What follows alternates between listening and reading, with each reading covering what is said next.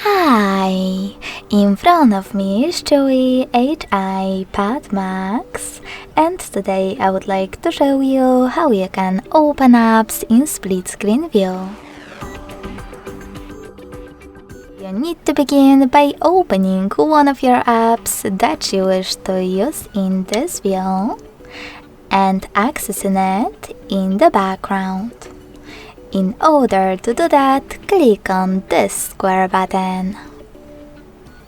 Now tap on the icon of your app located at the top and select Split Screen from the list. Now just click on the other app. I will go with Play Store. As you can see, now I can use both at the same time. If you wish to go back from this mode, drag one of your apps all the way to the right or to the left and then tap on Home button. Thanks so much for watching. If you enjoyed this video, don't forget to leave a like, comment and subscribe.